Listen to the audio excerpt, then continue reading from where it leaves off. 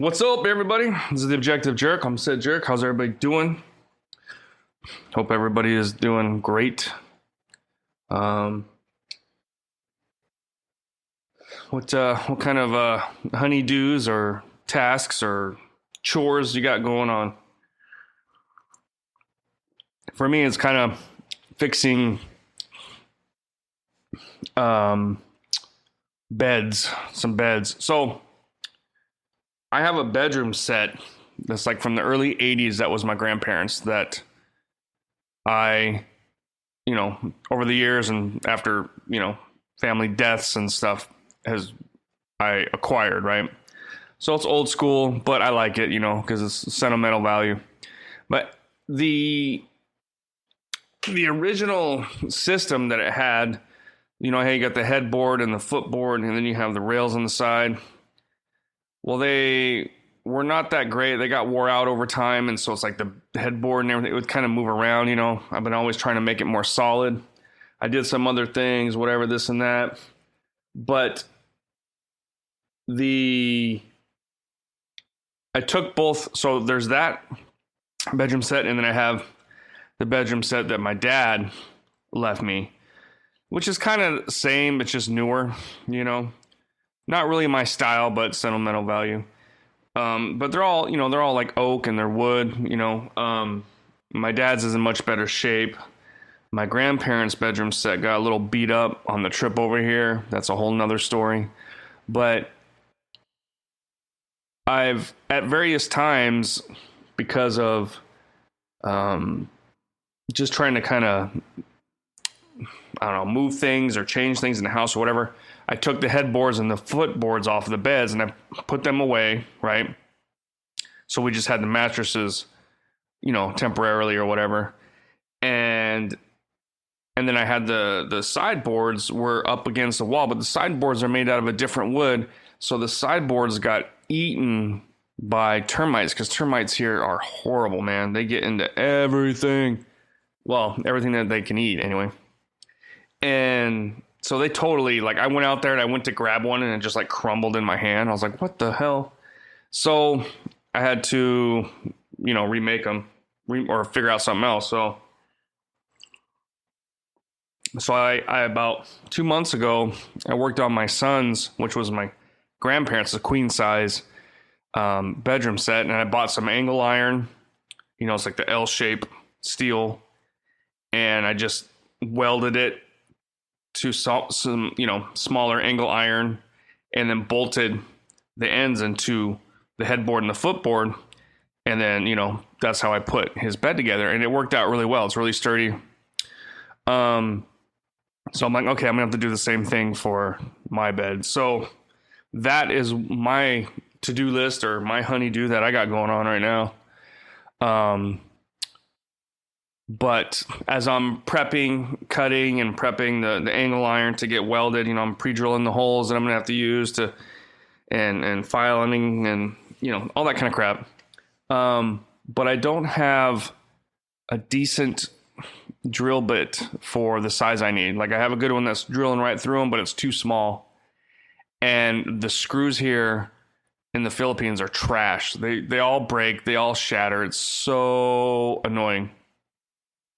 You can buy some screws. Yeah, there's cheap screws, but for the most part, you have a decent screw, and then you can pay a little extra for some really good screws in the States, right? But, I've talked about it before, I'm used to being in the States and driving screws into wood, and the only time you need to pre-drill is if you don't want to split the wood. But here, you have to pre-drill, otherwise the screw head's going to rip off. It's happened so many times. So I'm slowly building the habit of, and it's just a bunch of different things, the culture shock. And that's one of them, is just things, the materials and how things are done here is just different. I hate dealing with concrete. I understand why everything is concrete, but it kind of sucks at the same time. But so I have some cordless, drills. I was able to drill the holes I needed for the smaller gauge, but I'm like, okay, I got to make it a little bigger so there's room for that lag screw to get in there. And the drill bit I must have used it on something else, and it's just not cutting through at all. So it's like, I got to buy another drill bit just for that. Plus, I was trying to pull out my corded drill, which is like a hammer drill that I bought here, and that's the one I use for when I'm drilling concrete. But I was like, maybe if I have that drill bit on this, because I was sitting there using it, and my batteries were going dying on me on the drill, so I was like recharging. One of the batteries I think is going out on my cordless drills. I bought like a new charger because the old charger went out. They're Milwaukee's, but I've had them for 6-7 years now, and they get used quite a bit. And I think I need to order some new batteries, really, is what I got to do. But, so I'm like, okay, I'm going to get my drill, but then I left a concrete drill bit in it, and I cannot get it. I can't take it out because I don't have the chuck key. So I was trying to use my, figuring out ways to loosen the chuck. Can't do it. I need the key, but I don't have a key because I lend someone my drill, and was actually a contractor used my drill and my wife's cousin's drill, and they switched the chuck keys, because when I got mine back and I went to go use it, the chuck key's too small. I'm like, what the crap? So I'm like, oh, it must be for Ryan. So I'm like, hey, this is your chuck key, but he didn't have mine. So I'm like, what the hell? So they lost my chuck key, and that's one of the what's it called when stuff irritates you? That's one of the, oh my gosh, what is it when something irritates you? There's like little things that everybody has that irritates them. I can't think of the term right now. Dude, what is my problem? You think with all the coffee I drink, I could figure out how to talk. It's one of my, oh, that drives me crazy. That's a something of mine. I'll think of it as soon as I'm done recording. It always happens. Pet peeve. Yes. Got it. Okay, a pet peeve. So here, and again, it's not like America is perfect and every American knows how to do whatever. But here, generally speaking, from my personal experience, when I have lended a tool or borrowed a tool in the States, those tools are taken care of. So if somebody borrowed my tool, they would treat it as their own, almost to the point, almost too much, because they kept it for so long, right? But they took care of it. Yeah, maybe they held on to it for 6 months, and you're like, what did I do with it? I can't remember. Oh, that's right. I lent it to so-and-so. Well, you go over there and get it. Oh yeah, here it is. Sorry. But it's in good shape, Here, when people borrow someone else's tool, they treat it like a little kid would, not knowing how to do, you lend a tool, it comes back, something's missing, something's broken, something was damaged, and they fixed it. Like, it's just like, what? Every time, cords are cut and taped, chuck keys are missing, things are just, it's just, every time, they don't know how to treat other people's tools. And it's insane how you hire a contractor, but they don't have any tools. They're always using your tools. So they're not really a contractor in my eyes. But so after the last thing that we had done, I'm just like, you know what? I'm not lending my tools out anymore. I'm done. Even to people that I can't do anymore, because they all get jacked up. Even if we hire a contractor, because we want to do further improvements on the house and the property. I told my wife, I don't want to hire anybody unless they are an actual contractor and they have tools. I don't want them borrowing my tools. It's so annoying.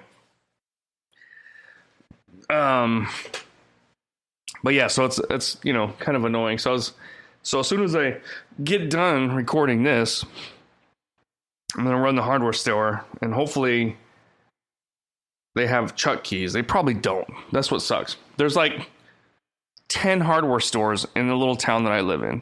So many people, but they all have the same 10 things. You know what I mean? They all sell the same shit. Nobody tries to I'm going to be the only one that has this. So it's kind of annoying. They all have tile. They all have the same cheap tools. They all, it's like the same All the same things for the most part. So watch, all like yesterday, actually, I bought, what did I get? Oh, the lag screws that I'm using. So I went and bought some lag screws, and I was like, oh, WD-40, always need some of that. And then I was looking for some grease, right? I was like, I need grease for a grease gun, or just like a can of grease or something. And they're like, huh? And they go over and they get me like this little rinky-dink grease gun. I'm like, no, I have the grease gun. I need the grease. Oh no, we don't have that. I'm like, how do you not have grease? It's stuff like that. So I'm assuming I'm going to go to the hardware store looking for a chuck key, and they're not going to have it. I'm going to have to go to the bigger main, not the Ma and Pa hardware store, but like the Lowe's type store. Because they do have a hardware store here that's, a big conglomerate, whatever. They're all over, I guess. But it's, the Philippine version of Lowe's, or, Home Depot or whatever.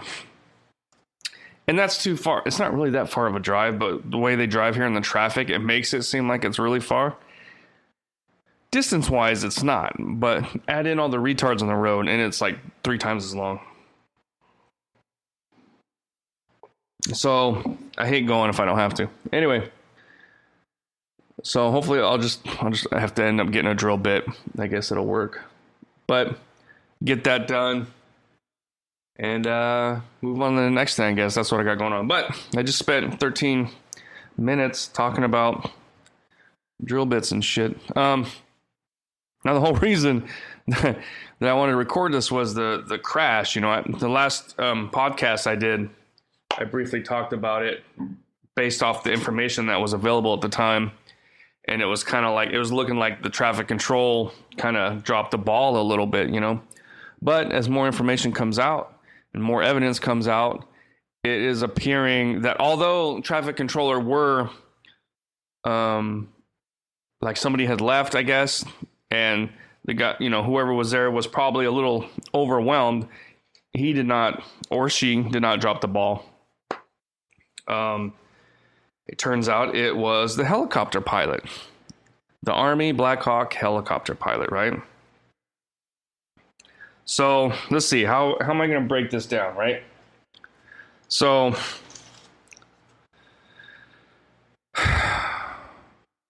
it's, there's a cover-up going on when information is withheld for days.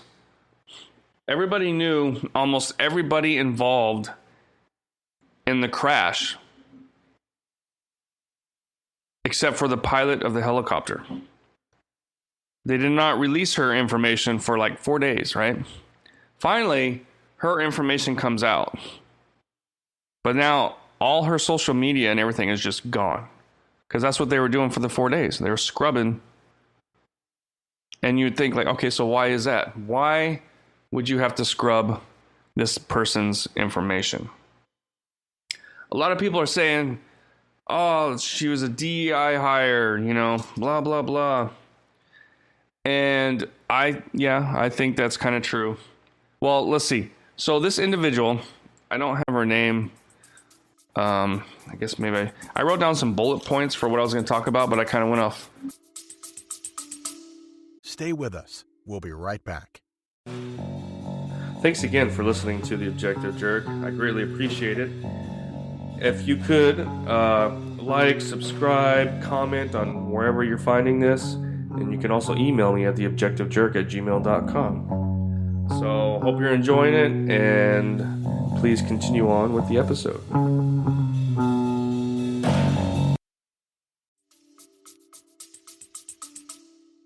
I didn't read them, so I guess I could look her up real quick. But anyway, so the helicopter pilot was an aide to the Biden administration. Like, there's pictures of her at the White House with different people. She was like a social media individual for the White House, which is like, okay, so if she's a social media individual and now there's no social media of her, like, does that make sense? So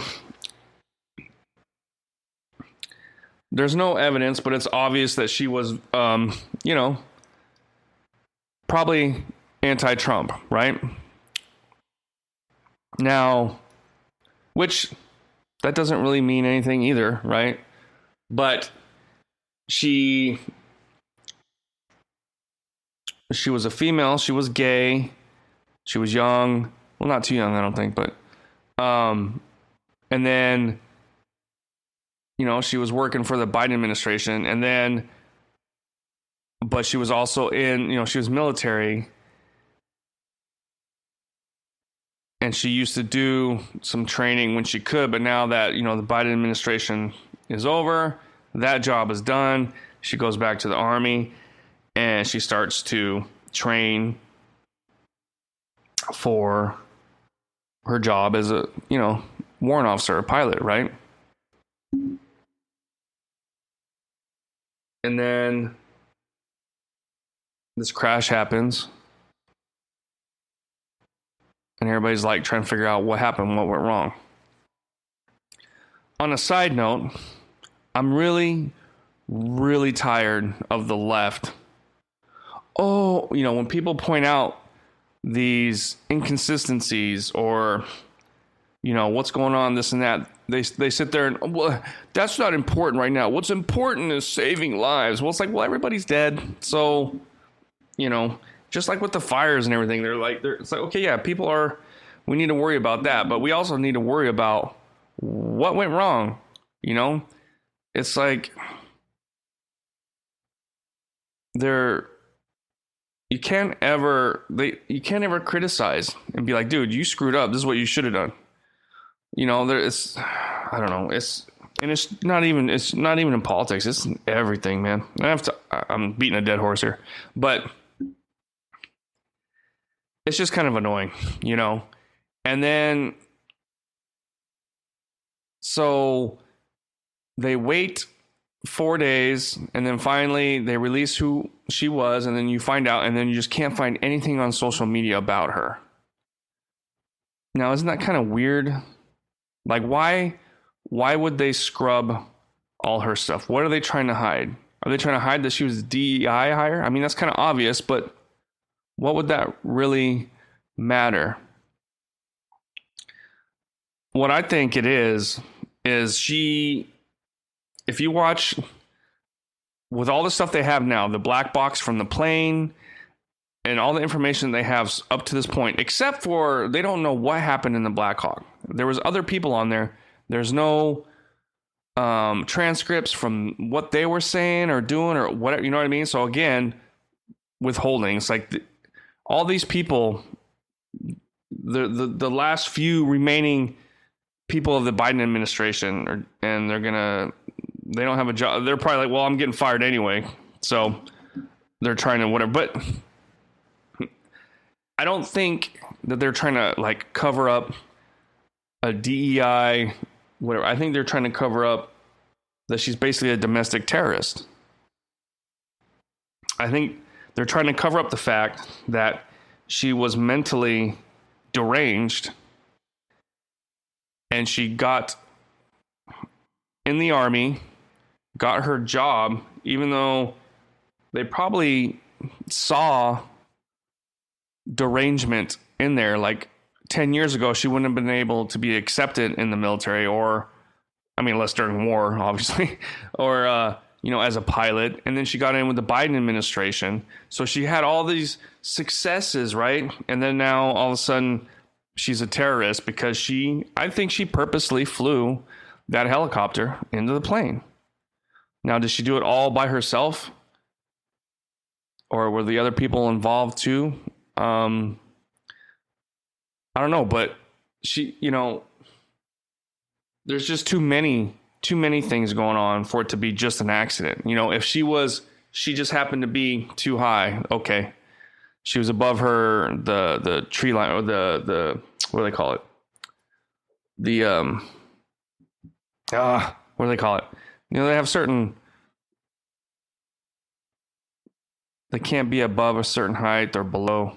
Anyway, so she was like way above how high she's supposed to be flying. And plus they were like over a mile off of of where they were supposed to be.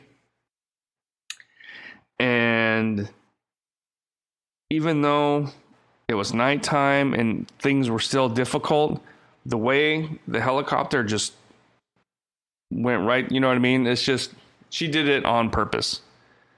I think she did it on purpose. You know, you have, I mean, there's still some weird things with the Tesla truck. I don't know. But then you have the other guy in New Orleans. And it's just starting to find a lot of military individuals that were easily brainwashed and manipulated, weak-minded, committing these atrocities, right? And I think she's one of them. I think it's going to come eventually. We're probably not going to know now because they won't admit crap. But I think, you know, yeah, she was a DEI hire. But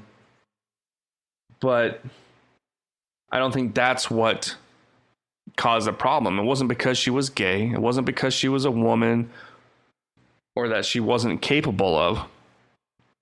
I've known plenty of females in the military that were badass. And some of those were gay too, pretty sure. But it's because that she, you know, it's an act of terrorism, and that's what they're trying to cover up.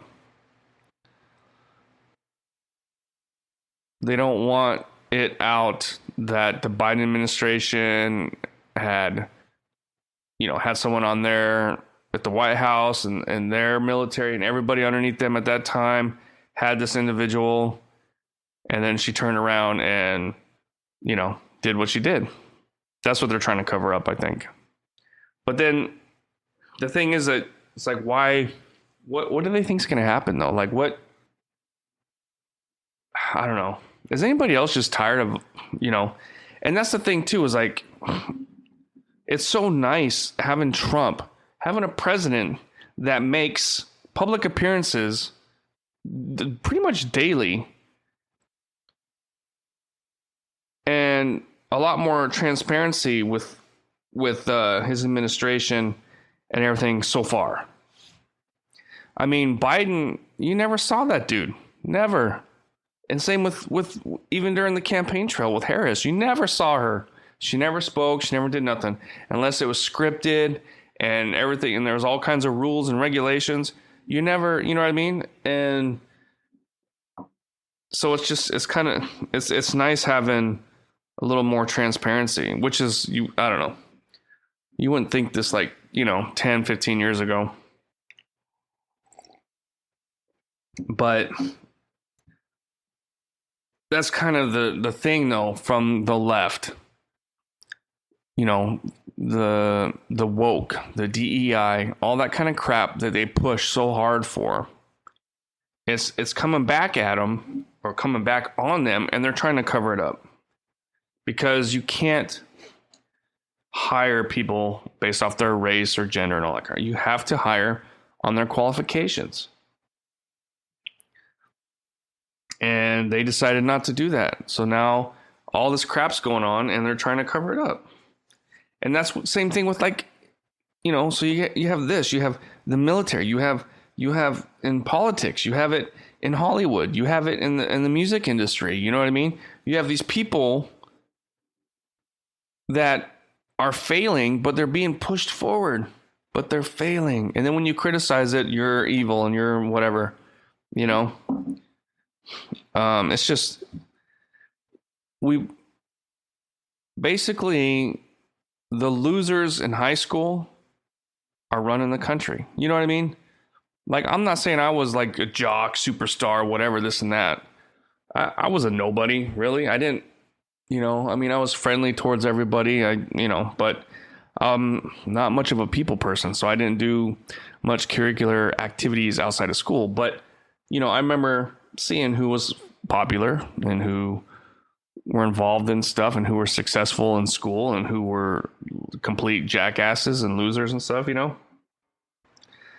And I guess now when you see, it's the whole participation trophy generation and just, oh, you can do it. Oh, you're good. And it's like, well, yeah, it's good to praise people, but you need to people need to know if they screwed up, how they screwed up, how they can make it better, And so we have that whole mindset of people that are just failing